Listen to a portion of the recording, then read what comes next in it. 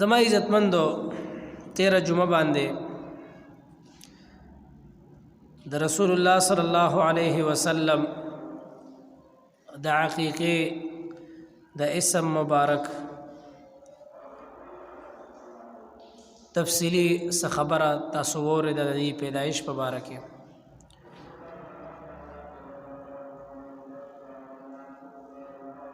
رسول الله صلی الله علیه وسلم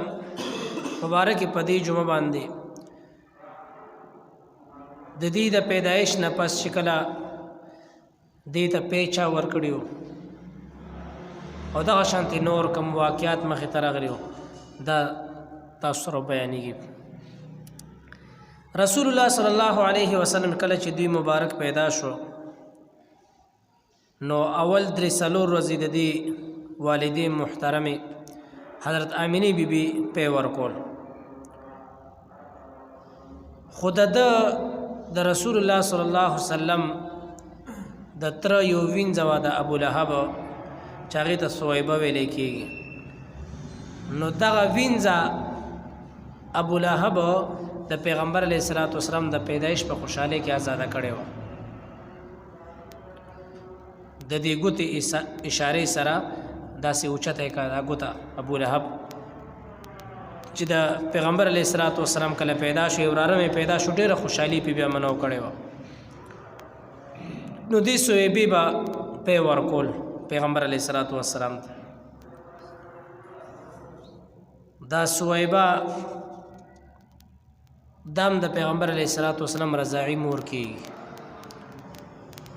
او بیا وخت ریدو دا د بنو سعد د قبیله زنانه با اکثر د مکه مکرمه تراتلی نو دلته کې ماشومان دا واړه ماشومان به ځان سره بوتله نو د خلکو بس مهانه پیسې بیا ورکولیا به سور کول نو د بنو سعد خلک له غریبانان بو نو هغه به د ماشومان ځان سره لویول د دې ساتنه به کوله نو بیا ورته حلیمه بیبي ډیر وخت پورې چې کوم در 2 کالو پورې حلیمه بیبي چې کوم نبی په ور کړی وي ته رسول الله صلی الله علیه وسلم د دې سویبه او د حلیمه بیبي به ډیر زیات عزت او احترام به کولو نو دې زموږ د پیغمبر علیه الصلاۃ والسلام سیرت ذکر کو په دینیت باندې چې یو خو مونږ ته مکمل پته ولګي د خپل آقا صلی الله علیه وسلم د زندګۍ دویم دا چې په دې کې کوم حالات دي او بیا پیغمبر علیه الصلاۃ والسلام هغه کې مونږ ته د بازو خبرو حکم را کړی او بازو نه مونږ بچ ساتلی نو اغم ذکر کیږي لکه اوس دې کې نن دا خبره مخه تراغه چې پیغمبر علیه الصلاۃ والسلام به د سویبه او د حلیمه رضی الله عنهما د دې دواړو خیال به ساتلو ډیر زیات عزت احترام به کولو نو څه مطلب چې چا هم تاسو ته په درکړی وي دام د دې حق هم دک شانت دی لکه څنګه د مور حق وي نو څنګه د خپل سکم مور خیال ساتي نو خپل رضاعی مور چې په درکړی د دې به هم خیال ساتي د دې عزت او احترام هم کې پس پکه به ورتن نه ګوري دې څه ضرورت دې ضرورت د پاره په منډه وي لکه څنګه د مور ضرورت دی هغه د پاره منډه وي نو خپل د دې رضاعی مندو د پاره به هم د کشانتی سکه د دې خیال بساته او خیال به کې ابو لهب چې کله مرشو ډیر په بوره حال باندې مرشو د پیغمبر علیه الصلاۃ والسلام ته ډیر تکلیفونه ورکړو ظلم ډیر کړو نو لوی جرم عظیم د نبی شوی پیغمبر علیه الصلاۃ والسلام د تکلیفونه ورکړ ابو لهب خو چا خوب کیول دي چې الله در سره سم معاملې وکا نو دا ورته وی چې بس کله نه هم زمړ شوی یم نو ما چرته راحت نه لیدلې څه خوشحالي مې نه درلې پس په غم کې پروت یم او په اور کې چې کوم دې سوځم ها صرف د دوشنبه په ورځ باندې مطلب د دوشنبه په ورځ باندې ما باندې دا تکلیف لک کمیږي عذاب کې لک تخفیف راځي او لک کمواله راځي او وجه سوا چې دا صهیبه د پیغمبر علیه السلام په خوشحالي کې د آزاده کړې د دوشنبه ورځ وه دا آزاده کړې وه د دې په وجه باندې ما ته دغه تکلیف کمیږي نو یو سړی که د پیغمبر علیه السلام ژوند خپل کی او د پیغمبر علیه السلام سیرت او صورت دا خپل کی نو سم خیال دې ته به عذاب ملو شي چرې هم نه چې په یو وینځ آزاده کړې ده په خوشحالۍ کې نو الله رب العزت د هغې په وجه عذاب یې کمی اوس که ته د پیغمبر علیه السلام په دین باندې او په دین باندې خپل ځان قربانې او د پیغمبر اسلام دین خپلې نو تا باندې به کله هم تکلیفونه مخې ته رانشي یو ځل ابوبکر صدیق رضی الله عنه ته تپوس کو پیغمبر علیه السلام نه چې الله رسول صلی الله علیه وسلم استا دا زبان ډیر فصیح دی او عربي دی ډیر یو قیمتي عربي وي د خپل ژبه دا څه وجه کېدی شي ورته وی چې ګوره ای ابوبکر یو خو زه قریشي یم ذاتي د قریش خاندان نه یم خاص چې عرب دی او دویم دا چې ما ماشومتوب دا په هغه کې تیر کړی دی په بنو سعد کې نو بیا ورته قصه وکړه چې بنو سعد دغه زنانه براتلی او ماشومان به ځان سره وړه زم خپل مور بیبي ماشومتوب کې زم داسې بوتلې وم چې څنګه مشهور واقعات دي نو هلته کې حلیمه بیبي بیا خپل واقع ذکر کوي چې مونږ کله راغو ماشومان هم ځان سره وړه نو پیغمبر علیه السلام دا یتیمو په هر چا باندې پیش کولو خلکو به ترې انکار کولو چې دا خو یتیم دی دده به موږ ته څه فایده میلو شي خو بس کله دا ورځ تېرېده او مونږ هم تش لاس روانېدو بس چېرته ماشوم موږ ته میلو نه شو چې مونږ وایي یو ماشوم به راته میلو شي نو هغې د وجې نه پلار او مور به موږ ته لږ څه راکوي زموږ به کار پرې روان شي خو خاوند سره یې مشوره وکړه چې که زړه دې غواړي او که نه غواړي دغه ماشوم زه وړمه ځان سره کېدی شي زموږ دپاره الله د خیر ذریعه وګرځي پیغمبر علیه السلام نو بیا پیغمبر علیه السلام دې ځان سره راواخسته ورته پته مو چې دا یتیم دی نو حلیمه بیبي فرمایي چې کله پیغمبر علیه السلام ما راخستو د ده نه وړاندې زما په سینه کې پی نه و چې ما خپل یو د وړوکې ماشوم د هغې بلم و ما هغې ته پی نه شو پوره کولی او ما پیغمبر علیه السلام ځان سره راوسته ما سره کوم اوښه باندې مونږ سورلي کړې وه عام انتهایي کمزورې وه کله مې دا پیغمبر علیه السلام راواخسته او داسې برکات شروع شو چې کومه اوښه باندې راغلې وه ټول نه کمزورې وه او په سفر کې د ټول نه تکړه شو ټول نه مخکې روانه ورته څه پته وه چې څومره قیمتي انسان ما ځان سره راخستی آقا علیه السلام بس قدرت کارو زما په سینو کې داسې په الله راوسته چې زه حیران وم خپل ماشوم مې مړولو پیغمبر علیه السلام ته مې مزیدار پی چې کوم دی ورکوله او کومه اوښه وه چې هغه اوښه بلکل وچه وه هغه م الله رب العزت چې کوم دی بلکل د پیو ډکه کرات او زموږ څاروي به کور کې داسې الله برکتونه پیدا کړه چې زموږ څاروي به لاړه سهره ماښام به راته خو ماړه او ښه سوربېدل ورځ په ورځ او کور کې به روزانه برکتونه چې کوم دی الله زیاتول کور کې به الله رب العزت برکتونه سیوا کولو دې کې مې ذهن ته دا مسله راځي چې په کور کې یو نیک انسان وي نو د هغه د وجه نه برکات ضروري دي چې خامخا برکتونه به راځي نبی علیه السلام خو برکت ځکه چې هغه د الله نبي و هغه کې شک شبه نشته نو زم چې کور کې یو نیک سړی وي عالم وي حافظ وي او دا شانتي کور کې یو نیک انسان وي که ذکر اسکار ډیر کوي یا د دین طرف ته متوجه ډیر وي د پیغمبر علیه السلام سنت طریقو باندې ژوند تیری نو دې سړي ته ګورې سپک مه ګورئ که زنانه وي او که نارینه وي که ماشوم او که لوی وي څه پته لګي ستا کور کې کم برکات دي د دې د وجه نه الله راوستي سم خیال دی لکه څنګه د پیغمبر علیه السلام برکات په حلیمې بي په کور باندې الله تقسیم کو نو چې یو سړی د پیغمبر علیه السلام غلام وي د هغه د وجه نه به برکات کور کې نه راځي خامخا به راځي نو کور کې نیکان پیدا کوئ د پیغمبر علیه السلام غلامان پیدا کوئ نو کورونو کې چې کوم د برکتونه وي او که بیا اخوا دېخوا وي نو بیا زما عزتمندو کلم د برکت سوچونه کوي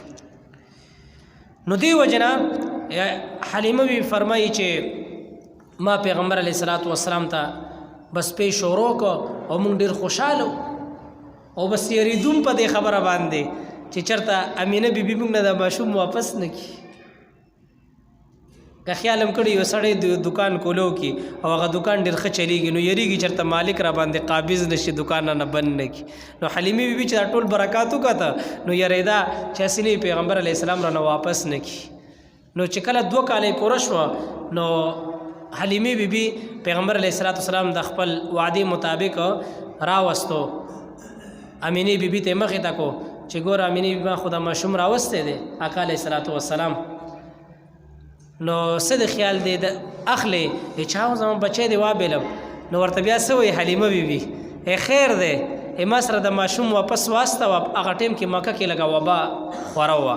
ما سره واپس واستوه او زه به نور هم هلته خیال ساتم او دلته مکه کې خیر دی وبا ده او زه به کلي ته بیا بوځم بنو سات. نو امینې بیبي ورته وایي ښه زه صحیح شوه چې تا درخواست وکړو موږ ته منظور دی او بویزه ځان سره. نو په ډېره خوشحاله شوه او واپس چې کوم دی ځان سره بوتلو په خوشحالۍ باندې. بیا تقریبا چې د 4 کالو شو نو شق صدر ورته وشو. شق صدر مطلب دا چې اسرافیل علیه السلام او جبرئیل امین علیه السلام به راغه او د پیغمبر علیه السلام سینه مبارکه به یې کولو کا او هغه چې کله به یې کولو کا هغې نه به یې زړه راوویسته زړه به یې ورته د جنت د زمزم په اوبو باندې چې کوم دی ووینځل د زمزم په اوبو. نو دې وجې نه ویلې کېږي چې دا زمزم اوبه دا د جنت اوبو نه بهتري دي. ولې که چېرې د دې نه بهترې اوبه وي نو پیغمبر علیه السلام د زړه په هغې باندې وینځلی وي. نو زمزم اوبه ډېر قیمتي شی دی چې کوم سړی په کم نیت باندې زمزم اوبه څکي د هغه نیت مطابق الله رب العزت د هر قسم بیماری ختموي. نو زمزم اوبه څکئ خیر دی. اول زمزم اوبه لږې واچوئ یو تاسې یو کپ نیم کپ او نورې پې خپلې نورې ساده اوبه اچوئ. خو داسې مه کوئ چې اول اوبه اچوئ بیا پې زمزم نه اول زمزم اوبه لږې دي وي بیا ورپسې نورې اوبه اچوئ. او دغه شانتې پیغمبر علیه السلام دا شق صدر دا زړه صفایي دا تقریبا علما فرمایي چې 4 ځل شوې ده او یو روایت کې راځي چې نه 5 ځل شوې ده. خو د محدثینو په نسبت باندې دا روایت معتبر نه دی د 5 قول چې 5 ځل شوی 4 ځل شوی ده. یو د 4 کالو په عمر کې د پیغمبر علیه السلام د سینه مبارکه دا صفا کړی شوی ده راویستلی شوی وه. او دویم روایت کې راځي چې د 10 کالو په عمر کې د پیغمبر علیه السلام سینه مبارکه دا راکولو شوی ده او بیا صفا کړی شوی ده. او دریم شق صدر چې شوی دی چې کله پیغمبر علیه السلام ته الله رب العزت نبوت ورکولو نبوت تا چې کله ورته الله رب العزت په سر کولو نو دغه ټیم کې د 40 کالو په عمر کې الله رب العزت دا شق صدر ورته کړی نظر ورته صفا کړی دا سینه مبارکه. او بیا 4م ځل چې کله د معراج شریف واقع راتله نو په هغه ټیم کې جبرئیل امین علیه السلام اسرافیل علیه السلام راغلی او د دې شق صدر او د زړه چې کوم دی ورته صفا کړی. 4 کالو عمر کې چې کله حلیمه بیبي چوکته چې شق صدر ورته وشو اول ځل نو ډیره سخته ویریده او بس په لړزا پې ولګېده چې دا څه وشوه او واپس په منډه مکې مکرمې ته پیغمبر علیه السلام راوستو او امینې بیبي ته وویل چې داسې واقع موږ سره شوې وه او زما ماشومانو کتلی و چې پیغمبر علیه السلام پسې 2 کسان راغه او دا سینې ورته سیرې کړه او زړه یې ترې راوویسته او یې صفا کړو بیا یې کېښود. او زه هم یاریږم چې هسې نه وي دې بچي ته نور څوک نقصان ورونه رسوي او دا خپل امانت ته واپس کړه. نو امینه بیبي ورته فرمایي چې حلیمې یاریږه ما د ده انوار برکات چې کله دا زما ما سره په خېټه کې و نو په هغه ټایم کې د انوار او برکات چې کوم دی ما لیدلی دي او دې ماشوم ته هیڅوک هم څه نشي ویلی. دا د الله رب العزت چې کوم دی په سایه کې د الله رب العزت چې کوم دی د دې د الله په طرف کې دا پروت دی د دې نه اخوا دیخوا نه کېږي. هیڅ یو شیطان یا ظالمان د باندې نشي مقرر ځکه چې دا د الله په حفاظت کې دی. د چا په حفاظت کې دی؟ د الله په حفاظت کې دی. کله چې پیغمبر علیه السلام امینې بیبي ته حواله کړی شو ته 4 سال عمر یو 2 کال ورسره تیر که 2 کاله پس د 6 کالو په عمر کې بیا امینه بیبي م ته الله واخست ام ته نه وفات شو دی بالکل تنها پاتې شو. بیا هغې نه پس عبدالمطلب ام ایمن ورسره وه مدینې منورې ته امینه بیبي تله هلته وفات شو نو ام ایمن راغه هغې ځان سره واپس راوستو پیغمبر علیه السلام او عبدالمطلب ته چې کوم دی حواله کړو. 2 کاله د عبدالمطلب سره یې تیر کړ او ډېر خیال به ساتلو د ټولو نه نږدې به ځان سره کېنولو. او عبدالمطلب باره کې راځي چې هغې د مکې سره یو ښایسته ځای جوړ کړی و، په هغې باندې به اکثر څوک هم نه پرېښود خپل ځان نه علاوه، خو پیغمبر علیه السلام به چې کله راغو په هغه ځای به یې کېنولو، داسې اوچت ځای و او خپل صادر مبارک څه به ورته کېښوده، په هغه ځای باندې پیغمبر علیه السلام یې کېنول. نو دا نور به کله څوک به غوسه شو چې دا ولې ته کېنې، پرېږدې زما د دې لوسي شان ډېر اوچت شان دی، دا د دې ځای مستحق دی. نو به یې کېنولو هلته. 8 کاله عمر چې شو بیا عبدالمطلب صاحب هم وفات شو. او ام ایمن فرمایي چې ما کته چې کله عبدالمطلب صاحب جنازې روانه کړې وه، پیغمبر علیه السلام به ډېر سخت ژړل ورپسې جنازې پسې. هغې نه پس ابو طالب صاحب چې کوم دی په خپل کفالت کې واخستو. او ابو طالب صاحب داسې به خیال ساتلو ابو طالب چې لکه د خپلو زامنو نه به موچت ګڼلو، داسې حفاظت او خیال به کولو. نو دی وجې نه دې کې یو مسله دا مې زده کوي چې کور کې د یتیم به ډېر خیال ساتئ. نو د یتیم خیال ساتله دا ډېر اوچت مقام دی. او بیا که یو نیک یتیم یو نیک انسان تاسو د دې کفالت کوئ، نو دا خو بیا ډېره اوچته خبره ده. خو دلته یو نکته دا ده چې یو سړی دا سوچ نه کوي چې ما خو د یو داسې یو بهترین یتیم چې نیک دی عالم دی د حفاظت کوم، نو راشه ته ګناهونه کوه او ته اخوا دی خوا ژوند تېره او د ده په وجه به الله ما وبخي. ګوره ابو طالب ایمان یې نه وروړی او د پیغمبر علیه السلام دومره عزت احترام یې کولو چې د خپلو بچو نه مې ډېر قیمتي ګڼلو، لیکن ایمان ورته ګورې نصیب نه شو. په دې باندې نه ده، د زړه په طلب باندې ده چې چا کې د دین طلب وي، الله رب العزت دته به د دین نعمتونه او هر یو رحم او کرم به په ده باندې وکړي. او که چېرې د دین طلب پکې نه وي، نو په دې نه کېږي چې زما بچي عالمان دي د دې په وجه به زه بچ شم. لکه بعضې خلک به تاسو لیدلی وي چې یاره زه میاز صاحب یم او زه سید صاحب یم او زه د پلانکي پیر چې کوم دی مرید یم. اوس به تاسو یو واقع لیدلی وي د حافظ آباد که د یو ځای کې یو بینک منیجر یو ګارډ والا راپاڅېدو او د بینک منیجر یې چې کوم دی مړ کړو. اورېدلی مې نن سبا یو اخبار کې ده. دا ګارډ والا څه دی؟ ګارډ والا د پیاسې بدنامي وتړه په دې بینک منیجر. دا هېڅ ګستاخ رسول نه و او ډېر یو ښه انسان و، هغه موحد او دا چېرته غټ مشرک غوندې و دا ګارډ، دا خنزیر. ده ورته بحث په دې شروع شوی و، هغه ورته وی دی بینک منیجر ورته چېرته دا خبره کړې وه چې رسول الله صلی الله علیه وسلم دام د الله رب العزت ته محتاجه دی. او د بینک منیجر به ورته وي چې نه زما پیر صاحب وایي بعضې نه مرداره ځان ته شکل او صورت به جوړ کړی وي، نور پیر نه وي، حرامي وي. دا نن سبا 2 نمبر پیران چې کم دي، شکل نور خلکو ته سجدې ماتو کې، داسې دا پیران دي. د پردو زنانو سره هم داسې کینی، دا پیران دي، پرده ترې نه کوي، مرداره. نو هغه دا ګستاخي بس نن سبا اسانه خبره ده، پلان کې ویشته ګستاخي رسول نعوذ بالله. ګوره ډېر احتیاط کوئ په دې مسلو کې. نو د بیا جلوس یې راویستی دی او پلان کې ډینګړې هغې باندې علماو ښه فیصلې وکړي چې نه دا صحیح سړی و. نو په دې خبره باندې بحث و ناګاډ راپاس د ډزې ته اوچت کړو. لږ احتیاط کول پکار وي. داسې خو دا خو قاتل شو ده. ټیک د ګستاخ رسول چې کوم دی دا مردارول پکار دی، دا صحیح نه وي، دا ختمول پکار دی. ګستاخ رسول الله دې حفاظت وکړي، دا وی پلیت وي. خو داسې هم نه چې یو خبره مسلې باندې ته پوه نه او خلکو نه ډز اوچتې، دا خو بغاوت خطره ده دی کې. الله دې رحم وکړي. دې وجې نه علما هم دا فرمایي چې کله هم داسې څه مسله وي تاسو هغه حکومت ته پیش کړئ، خو بس الله دې زموږ په حکومت باندې رحم وکړي. که چېرې دې حکومت دا فیصلې په خپله بهترین انداز کې کولې چې څه حق وي، نو کله به هم داسې حالات نه راتلي. نو دې وجې نه